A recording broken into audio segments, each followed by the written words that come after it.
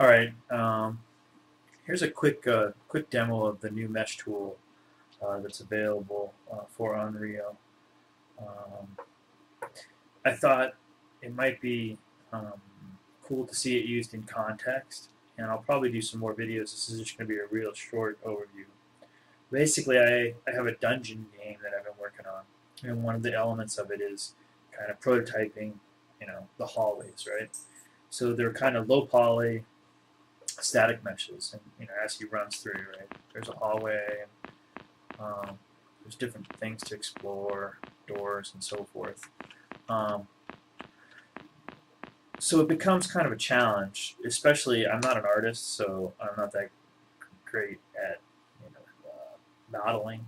So I know how to use Maya. I know a little ZBrush, and I can kind of modify assets, but I'm not that great at creating them.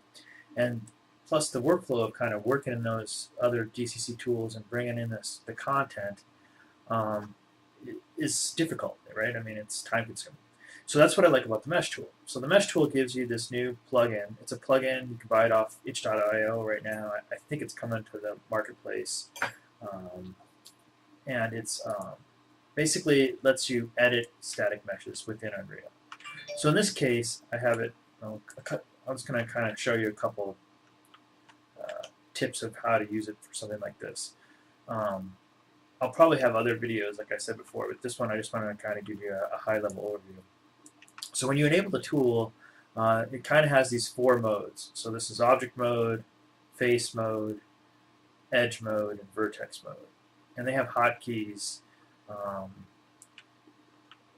Nate's done a great job in listening to features and adding them. So each different mode has multiple stuff. So as an example, when you're in object mode, you can select different static meshes, right, and then edit them. So like let's just say hypothetically we wanted to create a door and a hallway here. One of the things like that you got to be cognizant of when you're doing this too is if I'm reusing this in lots of places, right? This is just a generic hallway. So instead of editing its mesh, it's often useful to copy it and edit on duplicate. That's what these two buttons here. So if you hover over, it's duplicate and continue editing duplicated mesh, or save a copy of the current mesh and continue editing current mesh. So we're going to duplicate it. All right. So what that's going to do is go ahead and create a new open-ended hallway, which I will probably rename after we change it. So this way I don't jack up the other hallways, which, believe me, I've done. So now that we have our mesh here, if we go into face mode, you can see I can select individual faces. You can change the coloring right now. I have it set so that the wireframe is kind of subtle, but I'm not going to do that right now. And then there's hotkeys to help you select groups of faces. You can select linked faces, or one button is C. So if I hit C, it's continuous, I think, or connected faces on whatever plane it's in. So it selects all the faces of that plane. So this will let me select all those faces rapidly. And this is one of the things, these shortcuts are what makes the tool enable you to work so fast. So here we have selected the entire faces for just that wall, right? I haven't selected any of the other ones, just that. And that's another thing is, this is just a regular cube with the faces inverted. So notice when I'm inside, I can see everything, and when I'm outside, I'm looking into it. They're one-sided polys, right? You can't see both sides. So now if I insert or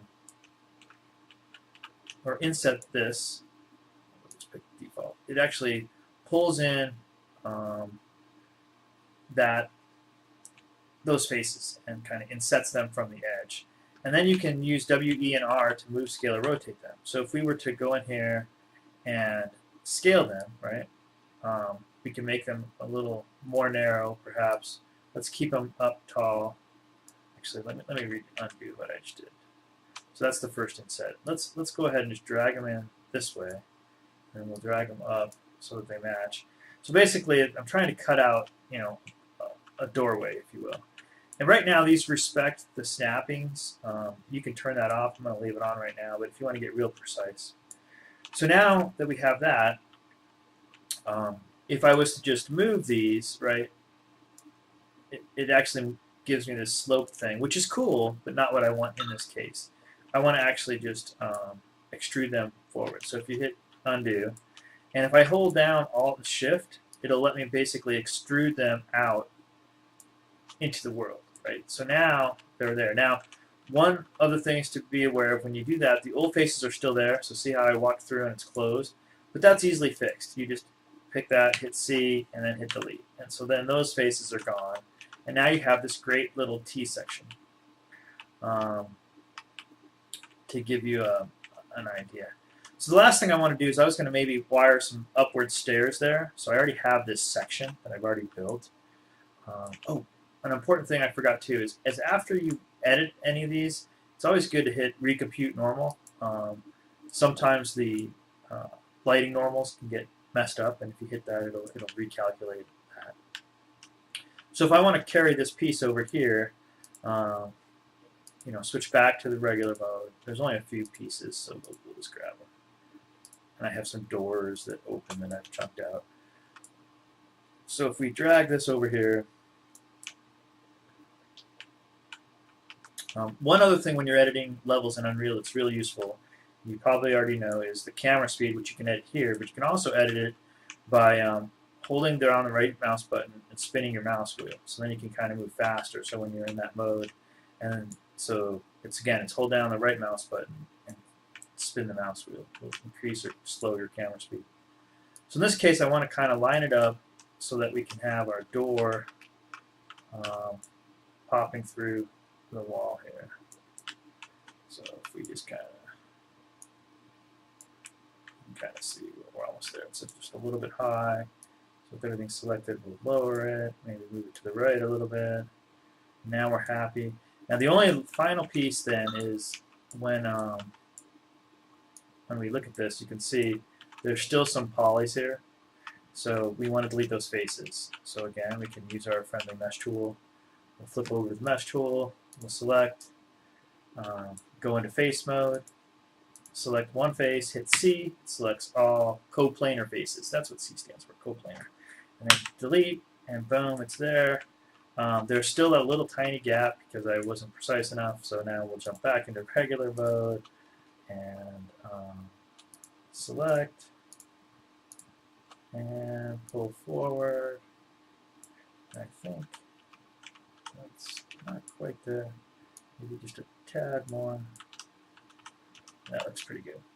So now if we wanted, let's test it out. So if we go grab our player start, which is way over here. Oh man, I actually accidentally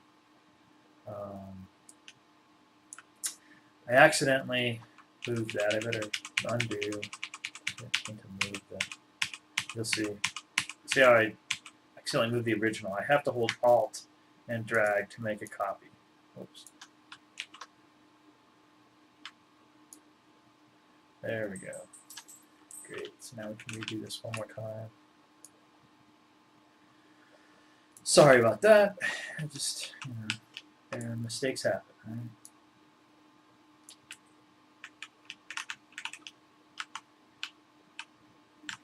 I guess I'll just go in here and delete the faces again. Go in face mode, mesh tool, hit C, coplanar, delete. Almost there. Go back and pick this.